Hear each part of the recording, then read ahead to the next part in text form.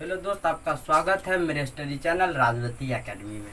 आज हम competitive exam के लिए सबसे पहले बता देते हैं कि जीएस इंग्लिश मीडियम में जिन विद्यार्थियों को ज़रूरत है इंग्लिश मीडियम में, उनके लिए हम जीएस इंग्लिश मीडियम में चालू कर दिए हैं, जिसमें हम आज मेरा यह तीसरा लेक्चर होगा जिसमें हम पढ़ेंगे कि measurement of the mass and the weight. Measurement of mass and the weight. ठीक,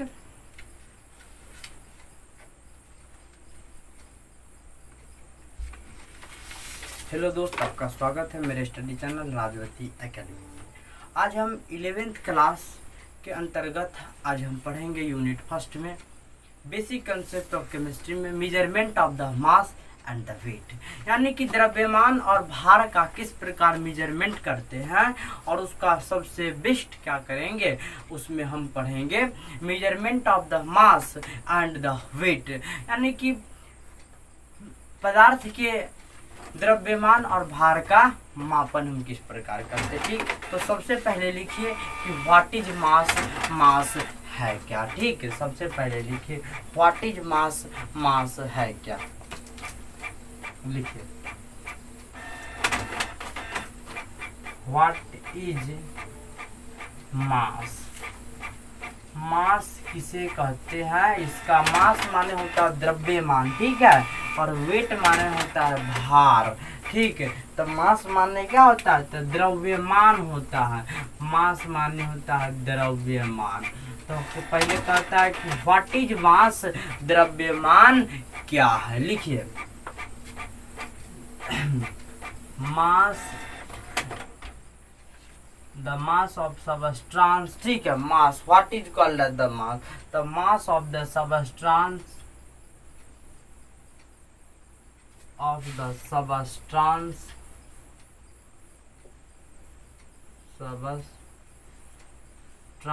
mass of the substance is the amount of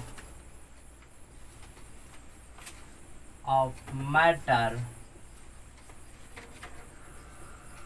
present in it। ठीक है, present in it। Mass of substance, तो किसी पदार्थ का क्या होता है, मास द्रव्यमान, is the amount of matter present in it, उसमें उपस्थित द्रव्य की कुल मात्रा होता है। ठीक से पहले समझिए क्या कर रहा है, the mass of the substance, किसी पदार्थ का द्रव्यमान, उसमें उपस्थित पदार्थ की कुल मात्रा होता है, द्रव्य की कुल मात्रा, is the amount of matter present in it, यानी कि किसी पदार्थ का द्रव्यमान उसमें उपस्थित द्रव्य की कुल मात्रा होता है। ठीक है, यही कह रहा है, द्रव्य की कुल मात्रा होता है। पर अगर आप चेंज करके लिखिएगा mass is always remain constant. ठीक है, mass is always remain constant. ठीक है, हमेशा द्रव्यमान कांस्टेंट होता है। द्रव्यमान किसी भी पोजीशन पर, जैसे कि 4 kg, ठीक है, अगर द्रव्यमान है, मास है, द्रव्यमान चीनी का है, ठीक है, चीनी का, तो वह क्या होगा, पटना में भी 4 kg होगा। ठीक है, और बनारस में भी 4 kg होगा, वाराणसी में भी क्या होगा, वाराणसी में भी 4 kg। 4 kg क्या है, तो भाई द्रव्यमान है, किसका है, तो चीनी का है।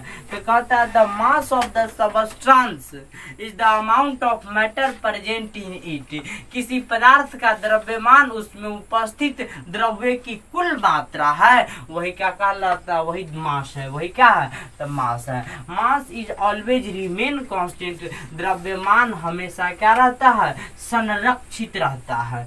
ठीक, द्रव्यमान हमेशा क्या रहता है, कांस्टेंट रहता है, अर्थात क्या होता है, कांस्टेंट रहता है, नियत रहता है, नहीं बदलेगा। ठीक है, आपको हम आगे पढ़ाएंगे law of conservation of mass, द्रव्यमान संरक्षण सिद्धांत। तो द्रव्यमान संरक्षण सिद्धांत में बताया गया the mass of the body is always remain constant, mass neither be created nor be destroyed but it can be divide into two part. जैसे कि CaCO3 है, ठीक है, CaCO3 है, CaCO3 कैल्शियम कार्बोनेट है, यहाँ पे इसको तोड़ा जा सकता है CaO प्लस CO2।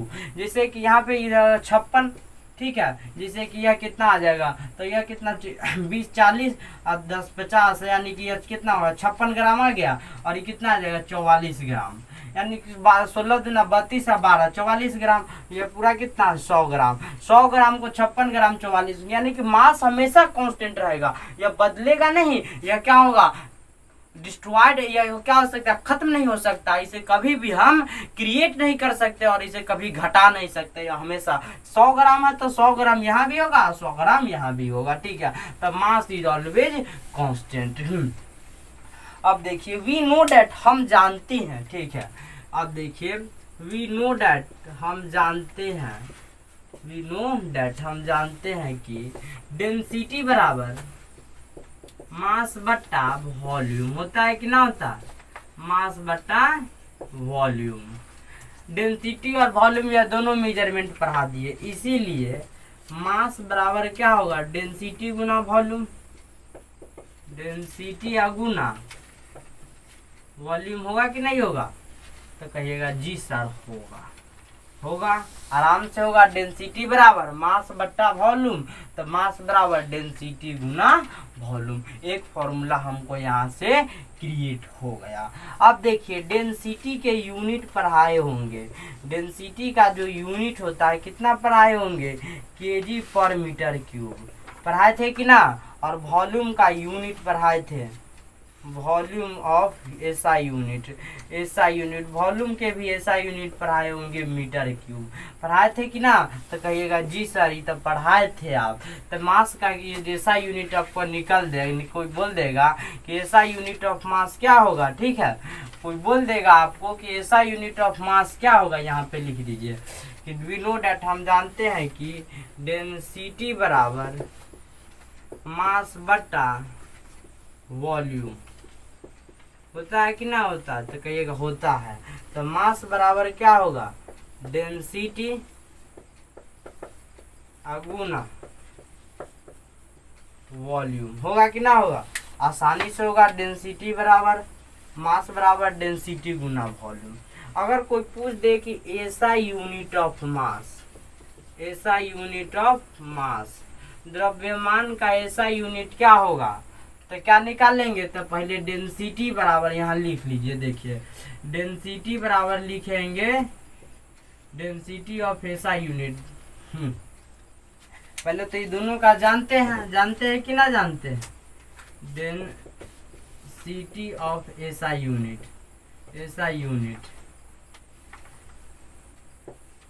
यहाँ पे देखिए दिखा देते हैं, density of SI unit, SI unit होता है kg पर मीटर क्यूब, ठीक है, kg पर मीटर क्यूब। और वॉल्यूम का जो होता है volume of SI unit, volume of SI unit कितना होता है, मीटर क्यूब, सीधा मीटर क्यूब। तब देखिए द डेंसिटी का यूनिट कितना होगा, kg पर मीटर क्यूब होगा, और सीधा वॉल्यूम का मीटर क्यूब से मीटर क्यूब तो कट गया, इसीलिए SI unit of mass is kg, इसीलिए लिखेंगे SI unit of mass, SI unit यहाँ पे लिख दीजिए, यहाँ से तो यह कट गया, यह तो मिटा देते हैं, kg से kg तो कट गया, इसीलिए लिखिए SI unit of mass is kg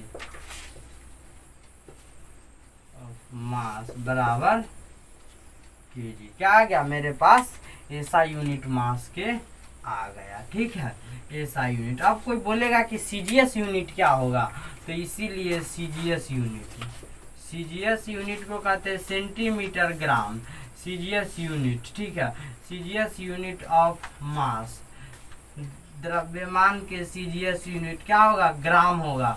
आप लोग को हम पढ़ा दिए थे कि CGS यूनिट क्या होता है, तो ग्राम होता है, ठीक है, क्या होता है, ग्राम होता है, GM ग्राम, ठीक है।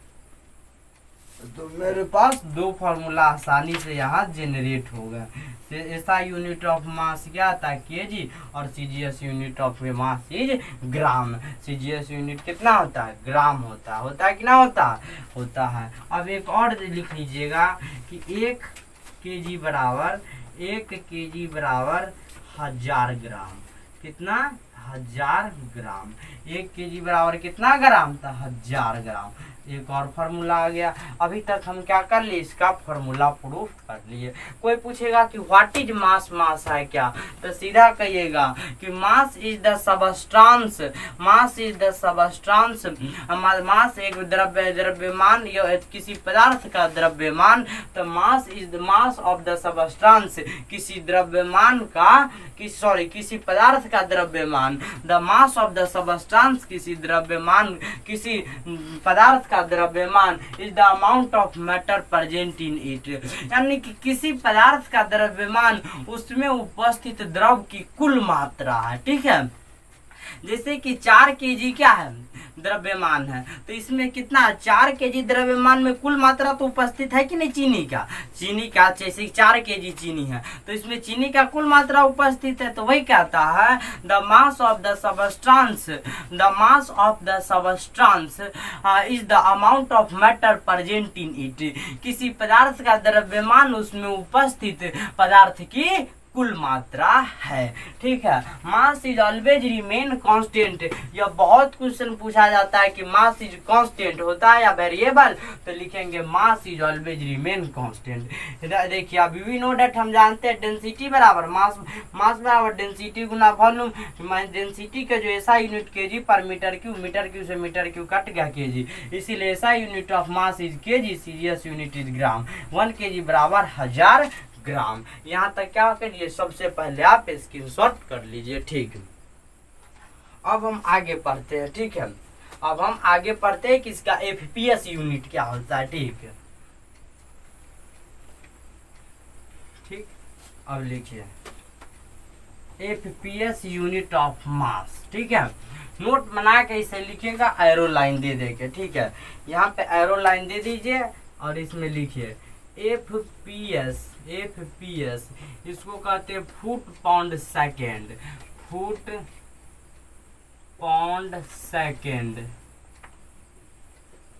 Unit of mass. FPS unit of मास। ठीक है, मास लिखिएगा एफपीएस यूनिट में मास इक्वल टू लिखिएगा पाउंड। ठीक है, POUND क्या होता है, पाउंड। तो इसीलिए एफपीएस यूनिट ऑफ मास क्या आ जाता है, पाउंड आ जाता है। FPS unit of mass is pound, ठीक है, POUND पाउंड होता है। इसीलिए 1 पाउंड बराबर, ठीक है, 1 पाउंड बराबर 453.6 ग्राम। ठीक है, 453.6 ग्राम। जीएम को कहते हैं ग्राम। ठीक है, 453.6 ग्राम। ठीक है, 453 कितना होगा, 6 ग्राम होगा। इसीलिए अब लिख सकते हैं, कहिएगा सर केजी में कितना होगा, तो इसीलिए हम लिख देते हैं 1 केजी बराबर 1000 ग्राम होता है, 1000 ग्राम होता है ग्राम। तो इसीलिए 1 ग्राम बराबर कितना आ जाएगा, 1 ग्राम बराबर 1/1000 केजी आएगा कि ना आएगा, कहिएगा एकदम सर आप बिल्कुल सही बोल रहे हैं। ठीक है, तो 1 ग्राम बराबर 1000 के 1/1000 केजी आएगा कि ना आएगा, तो एकदम आएगा। तो इसी का मान अब क्या कर देंगे, रख देंगे। अब इसीलिए निकाल देंगे 1 पाउंड बराबर 453.6 गुना 1/1000 केजी। 1/1000 कितना आ जाएगा, केजी आ जाएगा। 1/1000 केजी कितना, 1/1000 केजी, 1/1000 केजी 1 पाउंड बराबर। ग्राम के केस में भी निकल गया और पाउंड के केस में भी निकल गया। यह भी आई है, इसी से क्या कर जाता है, बन जाता है। ठीक है, इसी से बन जाता है। ठीक, अगला लिखिए नोट। ठीक, The minute particle of the mass is measured. The minute particle of the mass is measured in Planck mass. ठीक है, in term of Planck mass. अगला लिखिए, या फिर the teeny particle of mass. Teeny particle of mass. छोटे, tiny means छोटा, तुच्छ. Tiny particle of mass is measured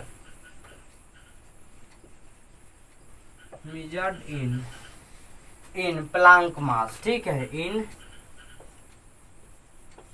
Planck mass. ठीक है, यानी कि छोटे कण को कोई आपसे पूछ सकता है कि छोटे कण के मास को किस में मापेंगे. जैसे कि बहुत से छोटा नाखून हो गया, ये सब आ जाएगा कि ये सब प्लांक मास में मापा जाएगा. तो tiny particle of the mass is measured in Planck mass. इसीलिए 1 प्लांक मास बराबर 1 प्लांक मास. ठीक है, 1 Planck mass is equal to मेरे पास आ जाता है 2.18 गुना 10 के पावर 2.18 गुना 10 के पावर -18 kg. ठीक है, -18 kg. यह VVI क्वेश्चन है कि 1 प्लांक कितने के बराबर होता है. ठीक है, 1 प्लांक, तो 1 प्लांक बराबर 2.18 गुना 10 के पावर -18 kg. ठीक है, -18 kg लिख दीजिए. इसको भी क्या कर दीजिए, अंडरलाइन कर दीजिए. ठीक है, जितना ज्यादा हम क्वेश्चन दिखा रहे हैं वो सब को अंडरलाइन, ताकि ये VVI है. कहता है that tiny particle of mass is measured in Planck mass. यानी कि छोटे कणों को, ठीक है, the tiny particle of the mass, छोटे कणों को, ठीक है, the tiny particle of the mass, छोटे कणों को इज मेजर्ड, मापा जाता है इन प्लांक मास, प्लांक मास में मापा जाता है. 1 प्लांक मास बराबर 1 Planck mass is equal to 2.18 गुना 10 टू पावर -18 kg. ठीक है, 2.18 गुना 10 टू पावर -18 kg. यहाँ तक तो आप पूरी तरह क्या हो गए, सेटिस्फाइड. आप कहिएगा सर छोटा माप कौन कौन होगा, तो छोटा माप हो सकता है. ठीक है, द टीनी पार्टिकल में भी हो सकते हैं. दैट इज द क्या होता है, हेयर हो सकता है, बाल हो सकता है, जैसे कि धूल कण हो सकता है. बहुत से छोटे होंगे तो उसको प्लांक मास में क्या करेंगे, हम मेजर्ड करेंगे. यहाँ तक तो आप पूरी तरह सेटिस्फाइड हो गई होइएगा. यहाँ तक क्या कर लीजिए, सबसे पहले आप स्क्रीनशॉट कर लीजिए. ठीक है, अभी और 2-4 मेन पॉइंट है, वह सब क्या कर देते, लिखा देते हैं मास का. ठीक है,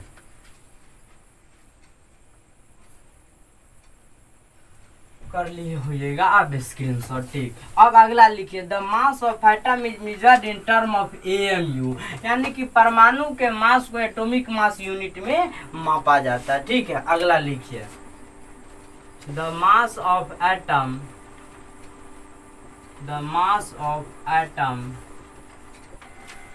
is measured in the term of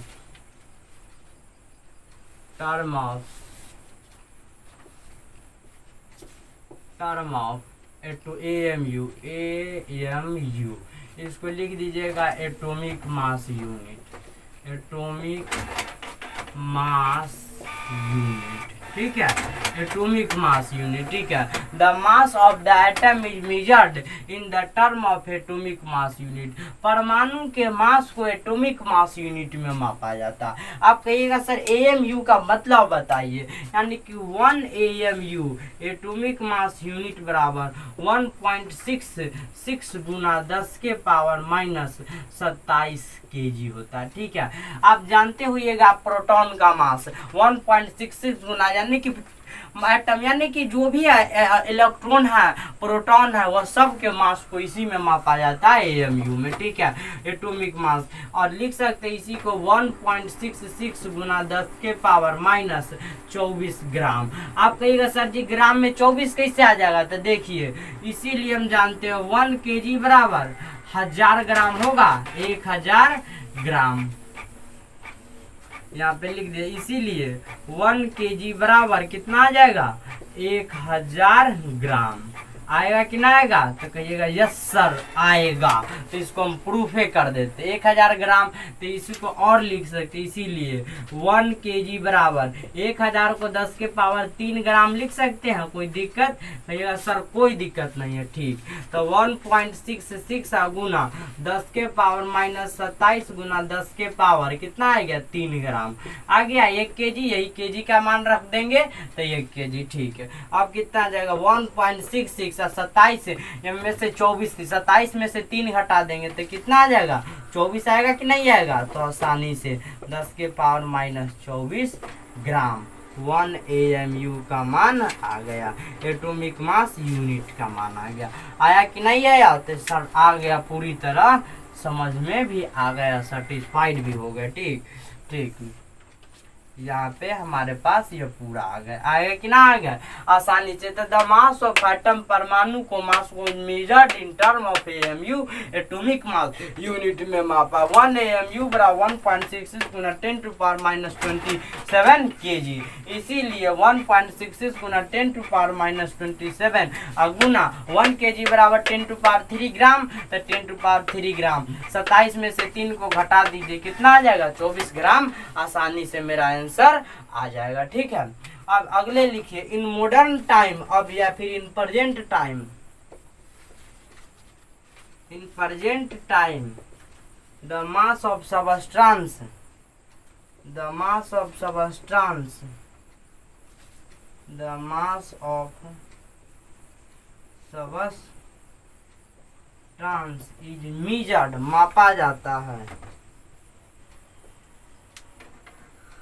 in molar मास। ठीक है, मोलर मास, मोलर मास में क्या किया जाता है? मापा जाता है।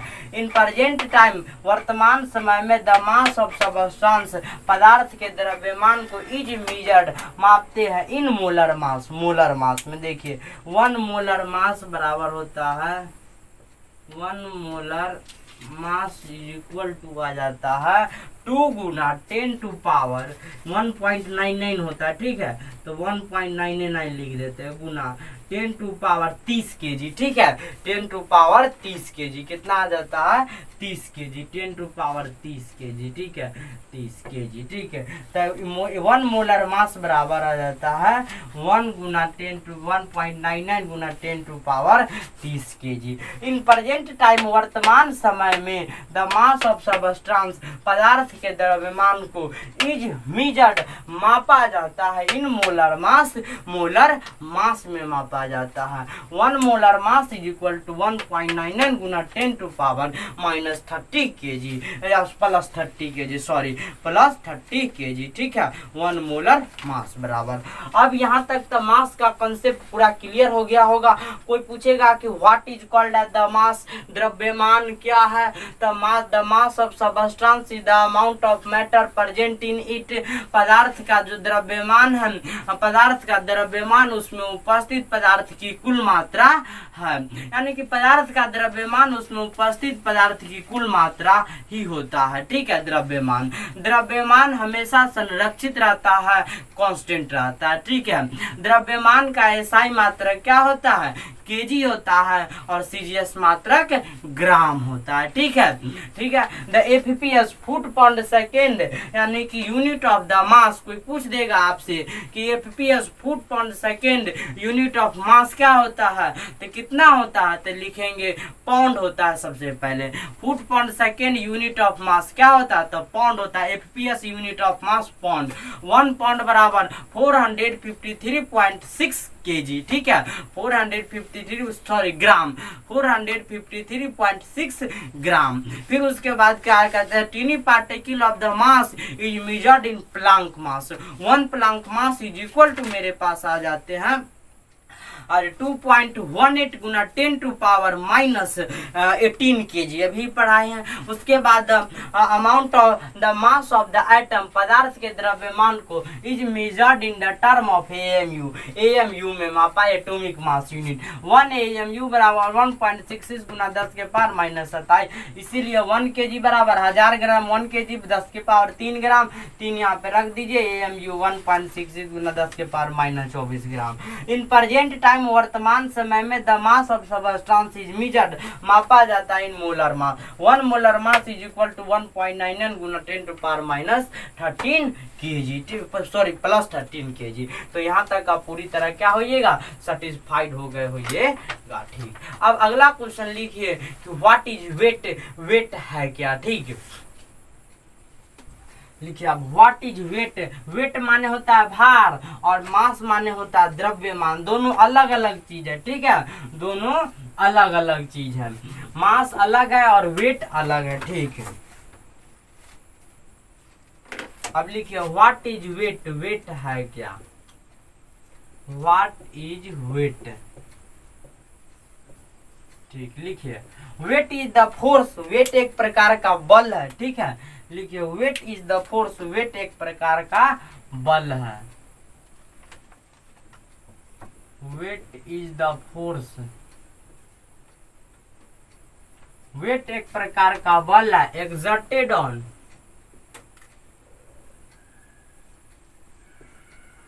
exerted by gravity on the particle या on the object। ठीक है, वेट इज द फोर्स यानी कि भार एक प्रकार का बल है, एक्सर्टेड बाय ग्रेविटी जो ग्रेविटी के द्वारा आरोपित किया जाता है ऑन द ऑब्जेक्ट वस्तु के ऊपर। वस्तु के ऊपर क्या किया जाता है, आरोपित किया जाता है। वस्तु के ऊपर क्या किया जाता है, आरोपित किया जाता है। Exerted, exerted EXERCTED, exerted. ठीक है, यानी कि वेट इज द फोर्स, भार एक प्रकार का बल है। ठीक है, वेट मीन्स भार है, इज द फोर्स यानी कि बल है, यानी कि वेट एक प्रकार का बल है, यानी कि भार एक प्रकार का बल है।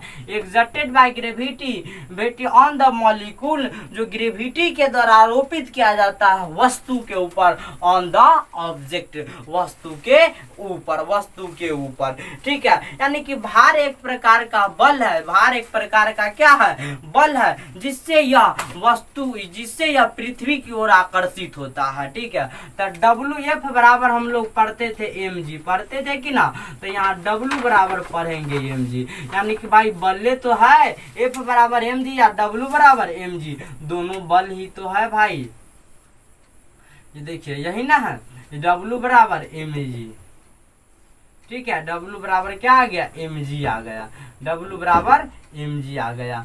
तो F बराबर mg, आप कहिएगा सर यहाँ m क्या है, तो लिखिए वेयर, जहाँ m is the mass, m क्या है, द्रव्यमान है, मास ऑफ बॉडी किसी वस्तु का। ठीक है, वस्तु का बॉडी, और g बराबर acceleration due to gravity, acceleration due to gravity. ठीक है,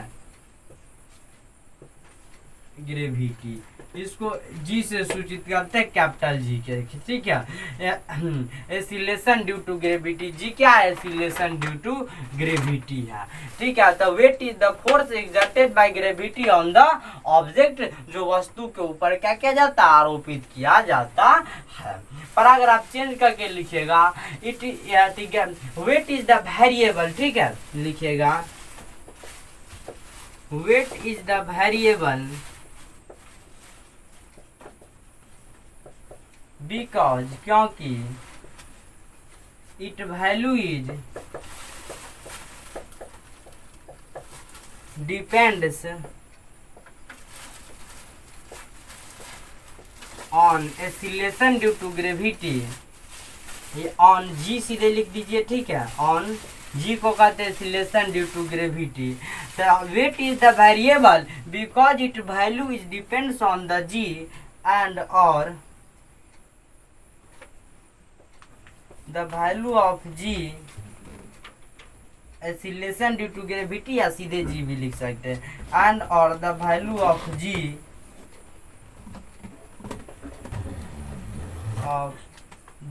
is change in different place. ठीक है, विभिन्न इन डिफरेंट पैलेस,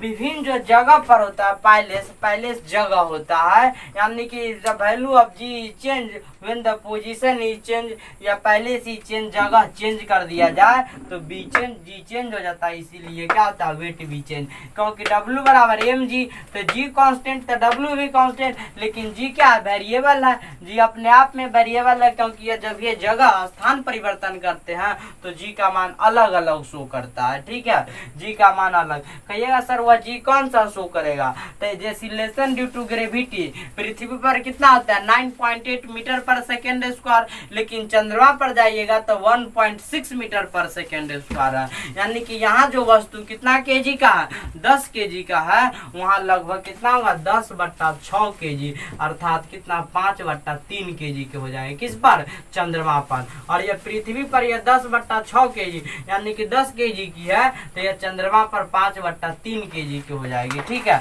5/3 केजी की हो जाएगी 5/3 केजी का, इसीलिए इसका वैल्यू चेंज होगा तो डब्ल्यू भी क्या होगा चेंज हो जाता है। ठीक, पढ़ाएंगे क्वेश्चन नहीं लिखेंगे कि why the weight is variable, weight variable क्यों है। ठीक है, यहाँ तो केवल लिखा है याद करने के लिए कि वेट इज द वेरिएबल, यानी कि भार क्या होता है परिवर्तनशील होता है, बिकॉज क्योंकि it value is depend on the value on the G, इसका वैल्यू जो जी पर निर्भर करता है, and the value of ji change in different places, विभिन्न जगह पर वैल्यू ऑफ जी क्या होता है चेंज करता रहता है।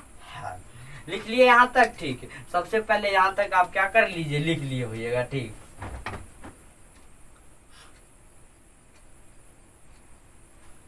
लिख लिए होइएगा। अब देखिए यूनिट इसका क्या होगा। ठीक है, अब इसी में भी लिखिएगा। ठीक है, यूनिट ऑफ इसी में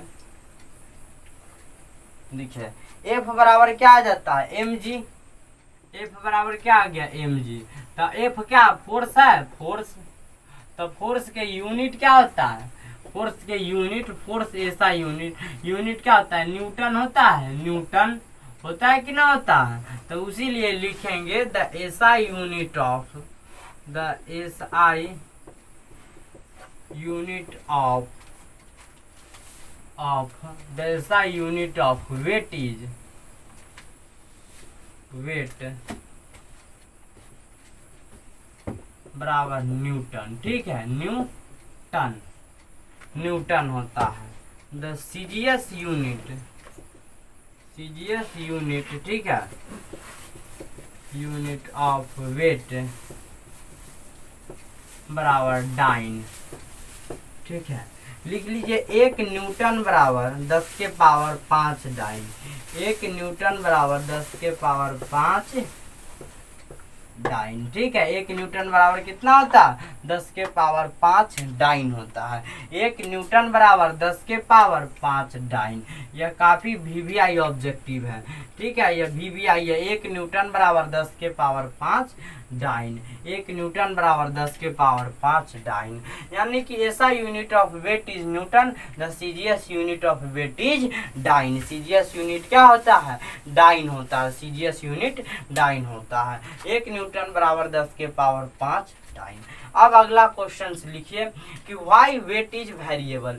सबसे पहले इतना क्या कर लीजिए, वेट आपका अब खत्म हो गया। ठीक है, वेट में इतना ही था, यानी कि वेट इज द फोर्स, भार एक प्रकार का बल है, which is exerted by the gravity on the object, जो गुरुत्व के द्वारा वस्तु पर आरोपित किया जाता है, वही तो क्या कहलाता है गुरुत्व, वही भार कहलाता है। भार परिवर्तनशील होता है। ठीक है, तो weight is the variable because it depends upon the value of g oscillation due to gravity and its value is change on different position, और इसका वैल्यू बदलता रहता है अलग अलग स्थितियों में। ठीक है, अब कर लिए होइएगा स्क्रीनशॉट। ठीक, अब लिखिए व्हाई वेट इज वेरिएबल, द्रव्य भार क्यों वेरिएबल होता है, व्हाई वेट इज वेरिएबल। और यह क्वेश्चन काफी वीवीआई क्वेश्चन है, और इसी में हम आपका कॉन्सेप्ट ही क्लियर कर देंगे। ठीक है, लिखिए why weight is variable, why weight is variable। लिखिए मोस्ट वीवीआई क्वेश्चन, लिखिए weight is variable, weight is variable because it depends on acceleration due to gravity. Acceleration due to gravity, bracket में जी लिख दीजिएगा, ठीक है। एक्सीलरेशन ड्यू टू ग्रेविटी, ठीक। यहाँ पर स्टॉप दीजिएगा, फुल स्टॉप लिखिए आप फिर से। The value of acceleration due to gravity, acceleration due to gravity is different, अलग अलग होता है, in different direction या in different palace, PALACE palace, ठीक है। प्लेस PLACE डिफरेंट प्लेस, जगह। प्लेस मीन्स क्या होता है, जगह, स्थान। आप कहिएगा सर ये कहाँ या अलग हुआ, तो वेट इज द वेरिएबल, क्या होता है, भार वेरिएबल होता है, परिवर्तनशील होता है। बिकॉज आप कहिएगा सर वेट वेरिएबल काहे होता है, तो देखिए वेट इज द वेरिएबल, भार वेरिएबल होता है, बिकॉज क्योंकि it depends on the acceleration due to gravity g. The value of acceleration due to gravity is different in different place, ठीक है। Different in different place, place, ठीक है। Palace means जगह। देखिए अब यहाँ पे क्लियर कर देते हैं, ठीक है। यहाँ पे लिखिए the value of g, acceleration due to gravity को जी ऑन अर्थ, अर्थ, ठीक है। अर्थ पर होता है 9.8 मीटर पर सेकेंड स्क्वायर, ठीक है। 9.8 मीटर पर सेकेंड स्क्वायर, ठीक है। कितना होता है, 9.8 मीटर पर सेकेंड स्क्वायर, ठीक है। Metre per second square. इसी में लिखिए द वैल्यू ऑफ जी, इसी में यानी कि अब पैराग्राफ चेंज करके इसमें एक नोट लिख देते हैं, ठीक। लिखिए the value of ji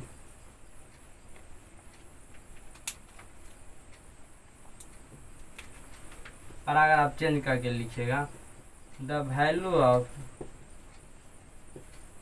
ji acceleration due to gravity on earth बराबर लिखिए पृथ्वी पर 9.8 मीटर पर सेकेंड स्क्वायर, ठीक है। बट लेकिन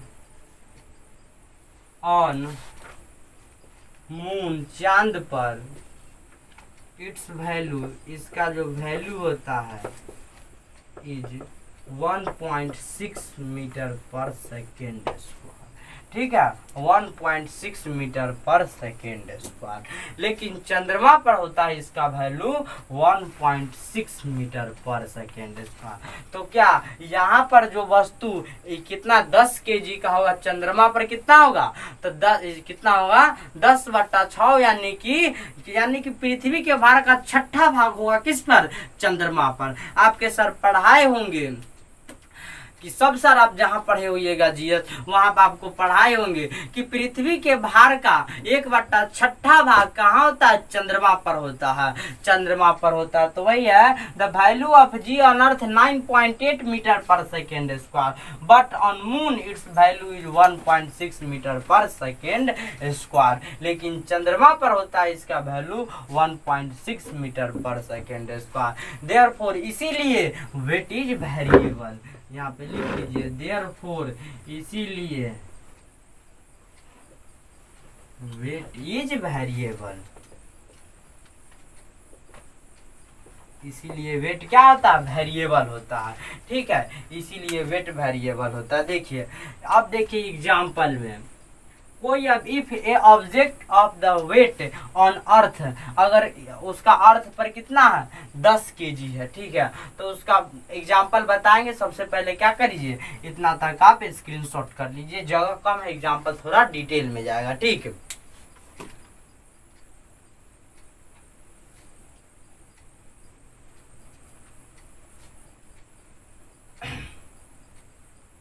लिख लिए होइएगा जाएगा, ठीक है।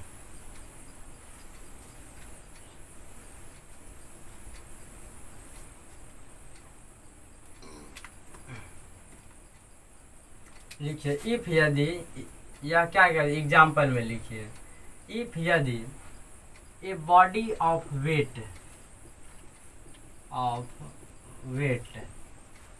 इज 10 kg, ठीक है, ऑन अर्थ, देन तब इट वैल्यू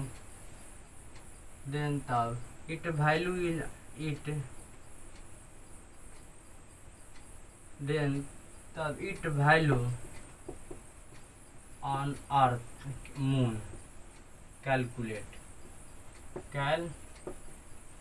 तो इसका वैल्यू मून पर क्या होगा कैलकुलेट कीजिए। तो ये क्या देखिए, आप देखिए, अब W बराबर mg निकालेंगे तो g कितना 10 kg है, किस पर है, तो ये पृथ्वी पर 10 kg है, तो g का मान किस पर, अर्थ पर कितना होता है, ऑन अर्थ पृथ्वी पर g का मान कितना 9.8 मीटर पर सेकेंड स्क्वायर होता है। तो W बराबर देखिए 9.8 गुना 10 kg होगा, तो W बराबर क्या आ जाएगा, 9.8 में आप 10 से गुना कर दीजिए, कितना आ जाएगा, पॉइंट सब सीधे 10 980 कर दीजिए, पॉइंट के बाद एगो यानी कि 98 आ जाएगा, कितना आ जाएगा 98 न्यूटन, यानी कि केजी, आप कहिएगा केजी और metre per second square, KG metre per second square को क्या कहते हैं, न्यूटन। तो W बराबर 98 न्यूटन, इसका भार कितना हो गया पृथ्वी पर, 98 न्यूटन हो गया, 98 न्यूटन ऑन अर्थ लिख दीजिए, ऑन अर्थ, ठीक है। तब आप किस पर निकाल लेंगे, ऑन मून, ठीक है, ऑन मून, अब ऑन मून पर कितना होगा, देखिए किस प्रकार बदलता है। W बराबर mg निकालेंगे, तब 10 kg फिर क्या कर रहा है, 10 kg तो वहां भी होगा, तो 10 गुना कितना होगा 1.66 होगा कि ना होगा। अब देखिए पॉइंट के बट्टा, तो 10 से 10 कट गया, यानी कि मात्र 16 kg होगा, कितना होगा 16 kg होगा, ठीक है, 16 kg मात्र उसका द्रव्यमान, 16 छक 96 होता है, इसमें पॉइंट यानी कि मात्र 16 kg। तो ये देखिए किस प्रकार निकल गया, अब ठीक है। तो m का मान कितना रखना 10 kg, तो देखिए 10 हुआ kg, और इसका मान 1.66 आता है, ठीक है, लेकिन 1.66 मान ले, सीधा 6 kg मान लिया जाता है। तो अब देखिए यहाँ पे इसको क्या करेंगे, यहाँ पे हम इसको बना देते हैं आपको, ठीक है। तो अब देखिए 10 गुना 1/6 है, पॉइंट को उड़ाएंगे तो 10 होगा, और KG metre per second square हो जाएगा। यह कितना का मान है, यह KG 10 kg 1.6 metre per second square on earth, यानी कि लिख लीजिएगा जी का मान ऑन अर्थ मून पर, ठीक है। तो अब देखिए, तो 10 से 10 खत्म, यानी कि 16 न्यूटन, कितना आ जाएगा 16 न्यूटन। तो on moon the body of mass weight is 16, तो लिखिएगा ऑन मून वेट बराबर 16 न्यूटन, ठीक है। वेट बराबर कितना आ जाएगा, वेट बराबर 16 न्यूटन आ गया, 16 न्यूटन। और जी का मान यहाँ लिख लीजिएगा, यहाँ पे लिख लीजिएगा ऑन मून जी बराबर 1.6 मीटर पर सेकेंड स्क्वायर, ठीक है, यह सबसे पहले लिख लीजिएगा। तो देखिए 16 छक 96 98, यानी कि सिग्निफिकेंट फिगर, इसका पॉइंटली में मान जाता है, ठीक है, पॉइंट में मान, यानी कि आगे यानी कि देखिए 10 kg का वस्तु था क्या पृथ्वी पर, लेकिन चंद्रमा पर कितना आ गया 16 न्यूटन, यानी कि 10 kg का वस्तु माने कि 98 न्यूटन का, इसका वेट कितना था पृथ्वी के सतह पर 98 न्यूटन था कि ना, या न्यूटन में था। अभी पर आए कि वेट का ऐसा ही मात्रक न्यूटन होता है, यानी कि 10 kg वस्तु का जो वेट था पृथ्वी पर 98 न्यूटन, लेकिन वह जब चंद्रमा पर गया तो 16 न्यूटन उसका क्या हो गया, भार आ गया। तो वेट वेरिएबल हुआ कि नहीं हुआ, तो हुआ। क्यों हुआ, क्योंकि इसका वैल्यू जी पर निर्भर करता है, और चंद्रमा पर जी का मान 1.6 मीटर पर सेकेंड स्क्वायर होता है, इसीलिए इसका मान वेरिएबल हो गया। अब आप पूरी तरह सेटिस्फाइड हो गइएगा कि व्हाई वेट इज वेरिएबल, तो वेट क्यों परिवर्तनशील होता है, ठीक है। यहाँ तक आप सबसे पहले क्या कर लीजिए, स्क्रीनशॉट आप कर लीजिए।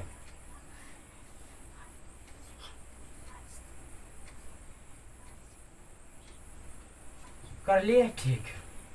अब लिखिए difference between the weight and the mass, यानी कि वेट और मास में अंतर बताइए, ठीक है।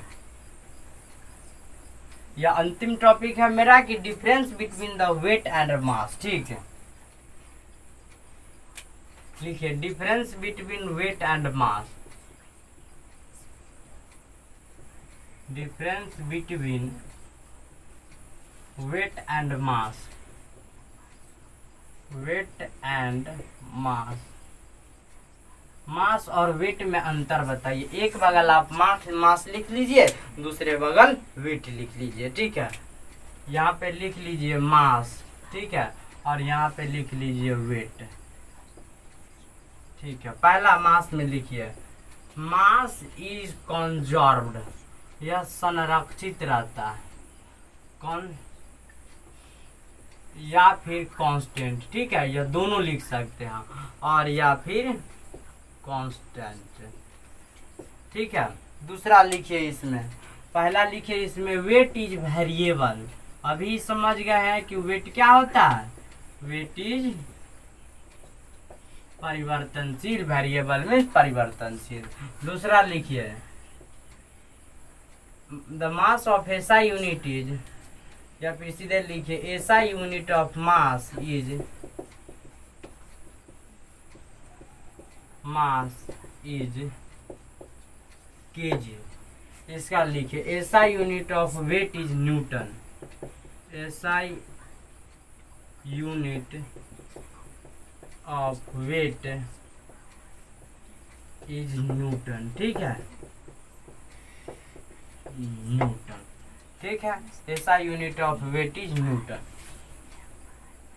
SI unit of weight is newton, ठीक है। तीसरा लिखिए केजी तो यहाँ पे। तीसरा लिखिए सीजीएस यूनिट, सीजीएस यूनिट, ठीक है, CGS unit of mass is gram, ठीक है। इसमें लिखिए CGS unit of weight is dyne, CGS unit of, CGS unit of weight is dyne, CGS unit of weight is dyne, ठीक है, ठीक है। इसीलिए लिख लीजिए 1 kg बराबर 10 के पावर 3 ग्राम, ठीक है, जीएम ग्राम। लिख लीजिए यहाँ पे 1 न्यूटन बराबर 10 के पावर 5 डाइन, ठीक है। 1 kg बराबर 10 के पावर 3 ग्राम होता है, ठीक है। यहाँ पे लिख लीजिए 1 न्यूटन 10 के पावर 5 डाइन होता है, 10 के पावर कितना डाइन, 5 डाइन होता है, ठीक है। चौथा लिखिए मास इज,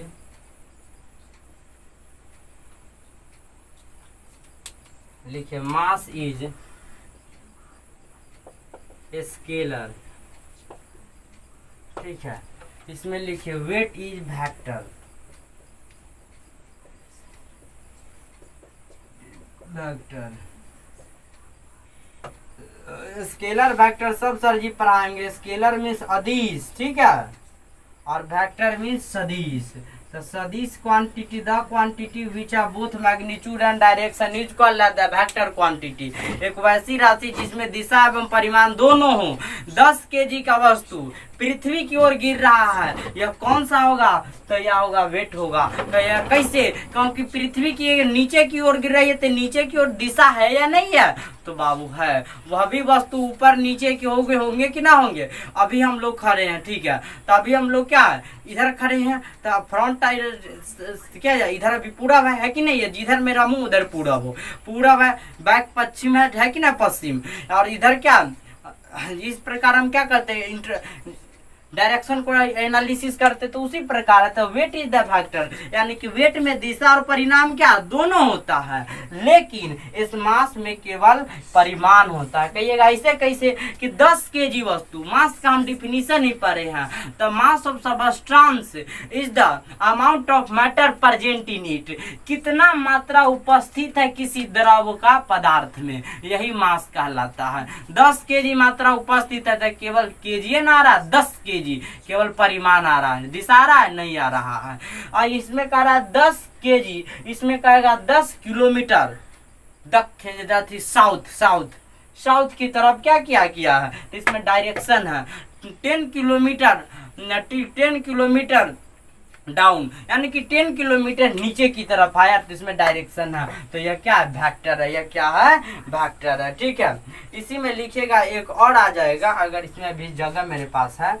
5वां लिखिएगा कि मास कैन नॉट बी जीरो, द्रव्यमान कभी भी जीरो नहीं होगा। ठीक है, लिखिएगा मास कैन नॉट बी जीरो, द्रव्यमान कभी जीरो नहीं होगा। 5वां लिखिए वेट में बी जीरो, वेट हो सकता है जीरो, वेट में बी जीरो। आप कहिए कैसे सर जी, वेट आप जीरो बना दीजिए, आप गलत बोल रहे हैं। देखिए बाबू, W बराबर m इंटू जी होगा। अगर g का मान जीरो हो जाएगा तो अगर m, देखिए m हम रख दिए 50 केजी, ठीक है, और g का मान अगर हम रख दिए कितना, जीरो। ठीक है, तो क्या W पूरा जीरो आएगा कि ना आएगा, तो W आसानी से आ जाएगा 50 गुना जीरो बराबर जीरो। तो ये जीरो होगा कि ना होगा, वेट में भी जीरो, लेकिन क्या होगा, यह मास can not be zero, can not be zero, यह जीरो नहीं होगा। मास इज कंजर्व्ड, यह संरक्षित रहता है, एंड कांस्टेंट, या फिर यह कांस्टेंट नियत रहा। Weight is variable. ठीक है, दूसरा क्या कर रहा है, SI unit of mass is KG, SI unit of weight is newton. ठीक है, ऐसा CGS unit of mass is gram. ठीक है, CGS unit of weight is dyne. ठीक है, वेट इज डाइन। ठीक है, इज है 1 केजी बराबर 10 के पावर 3 ग्राम, 1 न्यूटन बराबर 10 के पावर 5 डाइन।